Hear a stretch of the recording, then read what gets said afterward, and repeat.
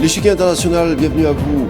La Corne de l'Afrique sous haute tension, espace ô combien stratégique qui risque de devenir explosif. Et pour cause, tout arrive lorsque l'entité sioniste reconnaît l'État du Somaliland, une reconnaissance qui bouleverse un tabou diplomatique vieux de plus de 30 ans.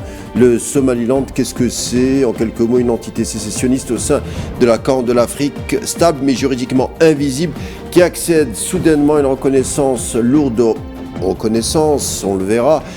Pourquoi en attendant à Hargeisa, le chef-lieu du Somaliland, on s'adonne à la célébration, non loin de là, Mogadiscio, on dénonce une atteinte directe à la souveraineté nationale. À Washington, on temporise, ailleurs comme à Ankara ou au Caire, on fulmine. Rarement un territoire aussi peu connu aura provoqué un tel tumulte. Tous les ingrédients sont donc réunis pour que l'échiquier international présenté par votre serviteur traite le sujet. A tout de suite pour en parler.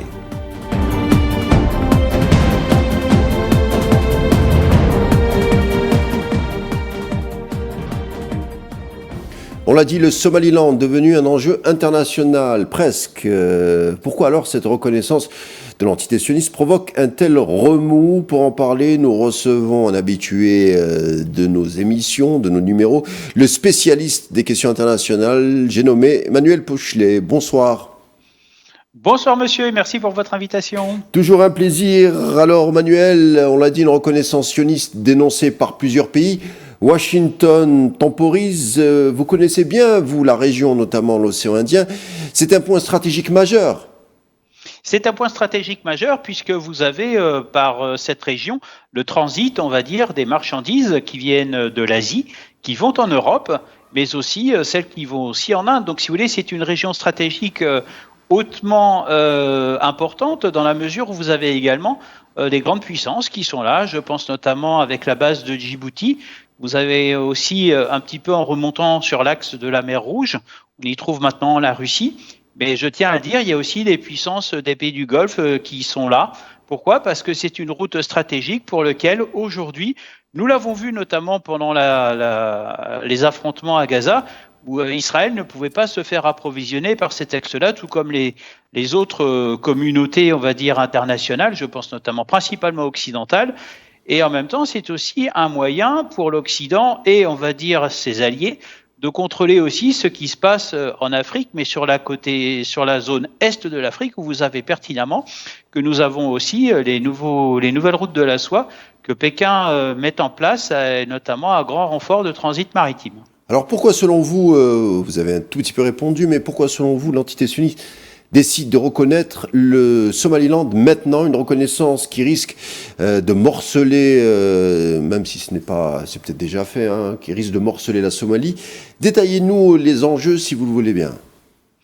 Alors, de toute façon, c'est une reconnaissance qui surprend. Je pense que depuis la fin des hostilités à Gaza, le gouvernement de Benjamin Netanyahou, on va dire, souhaite consolider sa posture ou sa position en Afrique. Il faut savoir qu'elle est encore confidentielle concernant Israël, mais en même temps, sur cet axe-là, il souhaite un petit peu renforcer cette présence avec des accords, avec cette reconnaissance. Mais vous savez, c'est une question qui divise.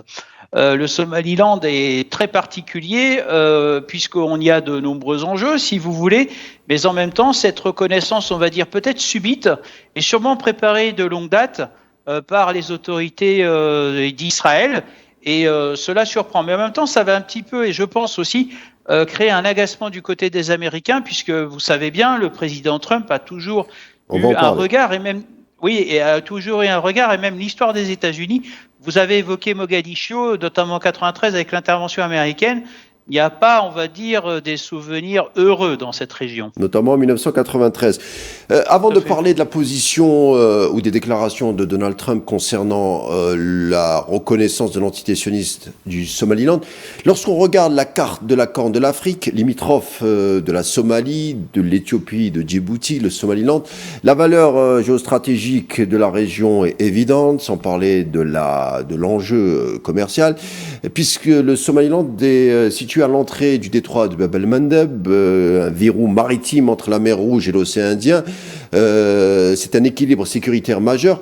L'entité sioniste aurait désormais une fenêtre donnant directement sur la résistance Houthi. Finalement, si on voulait faire un parallèle ou si on voulait pousser l'analyse, on dirait que le génocide palestinien et ses conséquences poussent ou encouragent cette décision, je parle de la reconnaissance bien entendu. Oui, bien entendu, moi je confirme ce que vous venez de me dire, mais en même temps, moi j'ajouterais peut-être une donnée stratégique supplémentaire. Vous avez parlé des Houthis, mais moi je me demande aussi si c'est pas le moyen de rassembler des moyens militaires également pour contrôler à une distance relativement correcte ce qui se passe dans le détroit d'Ormuz, c'est-à-dire je pense à l'Iran. En fait, c'est là qu'est l'enjeu. Vous savez, Israël, pour l'instant, il faut savoir que sur le continent africain a une présence beaucoup trop discrète comparée à d'autres puissances, notamment installées. Je pense aussi à d'autres puissances régionales, puisque je vous ai évoqué les pays du Golfe qui sont également présents. Mais en même temps, l'objectif est quand même de la sécurité de l'État d'Israël est quand même quelque chose d'important pour Benjamin Netanyahou. Mais en même temps, c'est toujours un peu surprenant maintenant. Qu'est-ce qui se cache derrière? Je pense qu'il y a d'autres enjeux. Il faut savoir qu'aussi, vous avez des régimes africains qui font souvent appel, on va dire, aux solutions israéliennes en matière de sécurité. Et c'est peut-être ceci qui explique cela, qui pour l'instant, nous n'avons pas encore toutes les, on va dire, tous les aboutissements, toutes les conclusions. C'est son apport, l'apport sécuritaire à certains dignitaires africains ne date pas d'aujourd'hui. On se rappelle de Bokassa, on se rappelle de Museveni en Ouganda. Aujourd'hui, au Rwanda, on sait que la présence sioniste est établie et reconnue. Mais l'entité sioniste, bien entendu, souhaiterait sécuriser la mer Rouge. Il y a l'Iran aussi qui est ciblé. On se demande aussi si on ne souhaite pas élargir les accords d'Abraham avec un volet inconnu, en tout cas les analystes sionistes en parlent, c'est-à-dire qu'en incorporant le Somaliland aux accords d'Abraham, on veut bouleverser également un autre équilibre, à savoir les équilibres arabo-africains sur le continent. Cela serait un précédent pour de futurs plans, peut-être de morcellement de pays qui contiennent à la fois des ethnies africaines et arabes, par exemple le Soudan. Oui, il y a de ça derrière, mais bon, derrière, vous savez qu'au Soudan, vous avez aussi une forte présence russe et puis même de la présence occidentale. Je pense qu'aujourd'hui, ce qu'il faut retenir dans cette affaire, c'est que cette reconnaissance arrive à un moment déjà en fin d'année, enfin pour ceux qui pratiquent certains cultes, mais pour Israël, enfin l'État sioniste, comme vous le mentionnez à chaque fois, c'est un petit peu surprenant. Maintenant, je vais quand même rester par rapport, vous avez évoqué tout à l'heure les Houthis et ce verrou. Maintenant, il faut savoir que l'Occident a pertinemment compris que c'était une région particulièrement dangereuse et en même temps qu'aujourd'hui, elle commence à y regarder d'un peu plus près puisqu'il faut savoir qu'elle a également, je pense notamment à l'Union européenne, une force maritime présente en masse pour assurer la sécurité des convois. Maintenant, est-ce que l'aide d'Israël et cette reconnaissance vont permettre un petit peu d'apporter un nouveau soutien, on va dire, logistique et militaire ? Maintenant, vous savez, Israël aussi, l'objectif, c'est peut-être de tenter un petit peu à l'image des Américains. Vous avez évoqué les accords d'Abraham, et vous savez, les accords d'Abraham, depuis qu'il y a eu la guerre à Gaza, sont quand même remis en cause, et on sait pertinemment dans la région, notamment qu'est le Moyen-Orient, que ce sont des accords purement artificiels, et que les solutions, on va dire, de coexistence pacifique entre ces monarchies et ces pétromonarchies du Golfe, ainsi que ces puissances régionales, sont quand même astreints à de nouvelles données. Vous pouvez parler du futur. Je pense que cette reconnaissance, de toute façon, par Israël de cette région africaine va avoir des conséquences également commerciales en bouleversant des accords, puisque vous savez pertinemment que les relations internationales dans la région, qu'est le Moyen-Orient et notamment la Corne de l'Afrique, sont très tributaires, on va dire, des relations avec les Américains et leurs alliés. Les accords d'Abraham sont peut-être suspendus, mais on sait que l'entité sioniste n'y a pas renoncé. On vous souhaiterait mettre la pression notamment sur Riyad. C'est une autre affaire, on en parlera certainement. Washington, on en est où? Alors, concernant cette reconnaissance, dirons-nous une prudence tactique et un peu de cynisme assumé, étant donné que la réaction de Trump est ambivalente, fidèle à son style, il refuse de suivre l'entité sioniste tout en laissant la porte entrouverte. Il dit « nous allons étudier cela » quand on lui a posé la question sur la reconnaissance, en rajoutant « est-ce que quelqu'un sait vraiment où se trouve le Somaliland ?» Alors, le président américain feint l'ignorance, mais cette région est importante à plus d'un titre pour les Américains. C'est un secret pour personne. C'est un secret pour personne. Les Américains connaissent parfaitement la région. Je l'ai rappelé en 1993, notamment l'opération qui a eu lieu à Mogadiscio, qui a été particulièrement meurtrière pour l'armée américaine. La chute du Faucon Noir. Oui, c'est ça. Voilà. Tout à fait, mais en même temps, si vous voulez, ils ont tiré des enseignements, notamment avec les milices Chebab qui sont très installées dans cette région et qui en même temps font main basse sur le commerce et pratiquent une forme de racket. Manuel Puchelet, rapidement, oui. Pour présenter peut-être l'embroglio américain dans la région, puisque Washington doit jouer les équilibristes. Ils sont tiraillés, Washington est tiraillé entre plusieurs impératifs contradictoires. Il y a bien entendu l'intérêt américain de préserver l'unité formelle de la Somalie dans la lutte contre le mouvement Al-Shabaab, vous en avez parlé, qui rappelle d'ailleurs, on va le répéter, de mauvais souvenirs au GI américain avec le fameux épisode de la chute du Faucon Noir en 1993. En même temps, Washington soutient son allié sioniste pour ne pas provoquer un déséquilibre régional et peut-être un déséquilibre au sein de l'appareil politique américain. Également dans la région, on doit contenir l'influence croissante de la Chine, de la Turquie et des Émirats.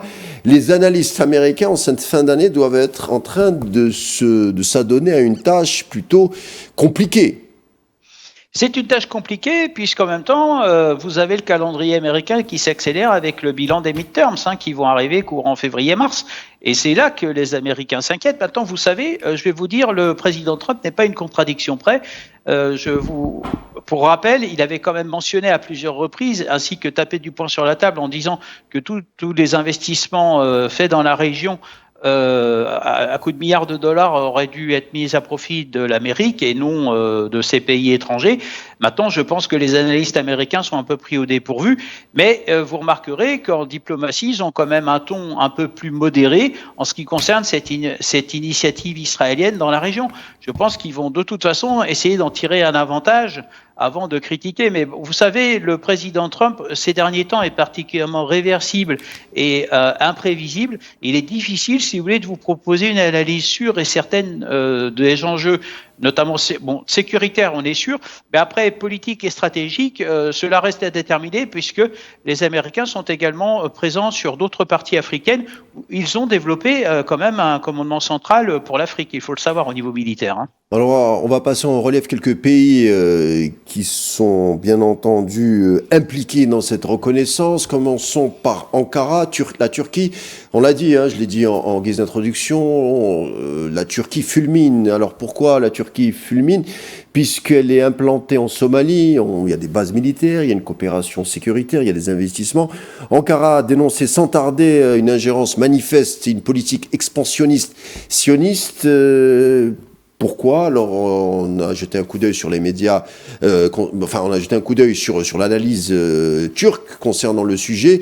Alors, Ankara verrait une menace directe dans son influence régionale et sa politique de soutien aux États contre les fragmentations sur lesquelles tablerait l'entité sioniste. C'est notre sujet, c'est la question du départ par rapport aux précédents soudanais et ailleurs d'ailleurs.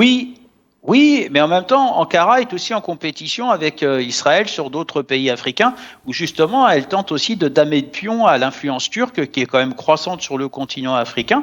Je pense notamment à d'autres pays où Israël a tenté de s'immiscer dans les affaires, je pense notamment à la Libye. Et d'autres pays, vous avez mentionné le Rwanda, où également Ankara investit beaucoup d'argent pour justement contribuer au développement, mais en même temps assurer une forme d'influence. Il faut savoir que dans la région du Moyen-Orient, vous ne pouvez rien faire sans l'omniprésence, on va dire, de l'Iran et de l'Arabie Saoudite. Et Ankara a toujours eu du mal, si vous voulez, à trouver sa place. Alors maintenant que s'ajoute Israël et cette forme de compétition qui est en fait en est une, le président Erdogan, si vous voulez, commence à s'inquiéter de cet acteur qui est de moins en moins minoritaire dans cette région, qui est en quête de solutions de sécurité, et je pense que c'est le maître mot. Que ce soit tant du côté turc que du côté américain, ou même que du côté occidental en général, vous avez aussi une forme de haro sur l'omniprésence de plus en plus de la Chine dans la région, qui inquiète toutes ces puissances, et c'est pour cela qu'aujourd'hui, cette posture d'Israël dérange, puisque jusqu'à présent, ces mêmes acteurs partageaient, sans partager, on va dire, ces solutions de sécurité en tout cas. Autre pays, L'Égypte, qui est aussi hostile concernant cette reconnaissance, en craignant bien entendu la remise en cause des équilibres sécuritaires au sein de la mer Rouge. Vous avez parlé de Djibouti tout à l'heure, qui également partage ses inquiétudes. On le rappelle rapidement, hein, Djibouti est intéressante à plus d'un titre, puisque plusieurs bases militaires sont sur place, bases américaines, chinoises, françaises, japonaises, italiennes, faisant de ce petit pays un carrefour géopolitique majeur.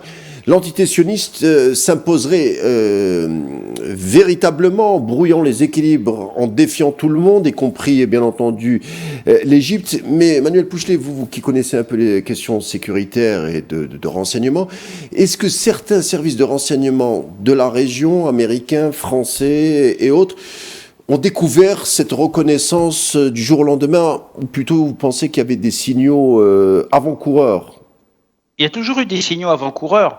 C'est un petit peu, comme dirait Voltaire dans Candide, il n'y a point d'effet sans cause. Et je pense que Israël surprend tout le monde. Mais vous savez, l'influence du Mossad ou même d'autres opérations dites clandestines dans la région ne sont un secret pour aucun de ces services spécialisés que vous me mentionnez. Maintenant, je pense que cela va bouleverser, on va dire, une mainmise qui était jusqu'à présent établie sur la durée. Et je serais curieux de savoir ce que cela va donner, puisque je vous ferai remarquer que ces services ont tous la même préoccupation, qui est la sécurité des acheminements de la route maritime et du transit maritime qui passe par cette région. Mais il y a également, excusez-moi, d'autres enjeux, puisque l'on sait pertinemment qu'à la périphérie de ces États, il y a quand même une forme d'instabilité politique qui peut être inquiétante et qui pourrait également venir s'inviter dans la longue équation sécuritaire de la région. Surtout, ça tombe concernant l'Égypte lors d'une période d'élection. Oui, alors l'Égypte, c'est quand même une puissance, c'est la première puissance militaire d'Afrique, il faut le savoir, avec une omniprésence également sur les dossiers du Moyen-Orient. On l'a vu, hein, puisqu'il s'agit d'un médiateur précieux pour toutes les parties en présence. Mais en même temps, depuis qu'il y a la construction du barrage, vous savez, sur le Nil, le président Al-Sisi se sent particulièrement menacé et ces dernières années a fait preuve d'une forme de nervosité en augmentant la pression sur ces États du sud de l'Afrique qui notamment jouxtent, on va dire, cette région que vous m'évoquez ce soir, hein. Alors, concernant cette reconnaissance, il y a un pays qui tire les marrons du feu. En cette fin d'année, ça tombe bien. Blague à part, l'Éthiopie est silencieux, puisqu'on le rappelle, l'Éthiopie est un acteur clé dans cette équation. L'Éthiopie, alors c'est un pays enclavé depuis l'indépendance de l'Érythrée. Addis Abeba cherche désespérément un accès à la mer. Le Somaliland représenterait pour l'Éthiopie un allié de facto, puisque l'Éthiopie est également alliée à l'entité sioniste. C'est une opportunité majeure, notamment via le port de Berbera, surtout que cette reconnaissance affaiblirait son rival de toujours, la Somalie. Tout à fait, mais je vous ferai remarquer aussi que derrière la voix de l'Éthiopie, maintenant, vous avez quand même l'omniprésence de la Chine. La Chine s'est installée en Éthiopie puisque le gouvernement éthiopien lui propose l'installation d'usines de fabrication pour développer son économie. Et en même temps, cela contribue pour la Chine d'avoir un point fort de manufacture, on va dire, avec une manœuvre qualifiée et peu rétribuée. Mais vous l'avez très bien mentionné avec, de toute façon, l'enjeu maritime. Au Liban, on a un proverbe, hein, la richesse vient de la mer, et cela se confirme. Et aujourd'hui, vous savez, en géopolitique, les pays enclavés sont condamnés à s'entendre avec ceux qui ont une façade maritime. Et je pense que le Somaliland est une opportunité pour l'Éthiopie. L'Union africaine, bien entendu, a dénoncé un dangereux précédent. L'Union africaine qui est fidèle à sa politique de l'intangibilité des frontières héritées de la décolonisation. En reconnaissant le Somaliland de l'entité sioniste pose une vraie question, un vrai défi à la diplomatie africaine. Mais la diplomatie africaine par rapport au Somaliland, est un vrai problème qu'elle a évité peut-être durant trop longtemps. Cette fois-ci, elle ne pourra pas échapper à prendre ses responsabilités. Mais au-delà de tout, Manuel Pouchelet, cette reconnaissance pose une question de fond, c'est que finalement le droit est un peu marginalisé par rapport à un impératif qui est la géostratégie. Alors, je pense que le droit, malheureusement, le droit international s'efface de plus en plus face, on va dire, à l'omniprésence de puissances de premier ordre. Quand je regarde la carte du monde, qu'en est-il du droit international dans certaines zones de tension ou points chauds de la planète, pour reprendre des expressions dans géopolitique? Je pense que le droit, malheureusement, s'efface. Et aujourd'hui, les États sont condamnés à devoir supporter cette nouvelle lecture du droit qui n'en est pas une, il faut être honnête, cette forme d'autoritarisme, si vous voulez, qui ne dit pas son nom, et où le plus fort impose sa loi. Et aujourd'hui, vous le mentionnez, les États avancent de manière divisée, ou alors s'ils souhaitent s'unir, c'est qu'ils sont obligés de se rassembler derrière certaines grandes puissances qui sont aujourd'hui incontournables. Vous avez parlé tout à l'heure des acteurs que sont les États-Unis d'Amérique, la Chine, et puis bien entendu certaines puissances européennes. Mais quelque part, cette lecture du droit, malheureusement, fait fi, on va dire, des principes élémentaires que sont le respect et l'arbitrage. Manuel Pouchelet, merci d'avoir été des nôtres, merci de vos explications. Je rappelle que vous êtes spécialiste des questions internationales. Merci d'avoir répondu présent et je vous dis à bientôt. L'échiquier international arrive à sa fin. Merci de nous avoir prêté attention. Je vous laisse avec la suite des programmes sur Al 24 News. Et on se retrouve demain, même heure et même chaîne. D'ici là, portez-vous bien et bonne soirée.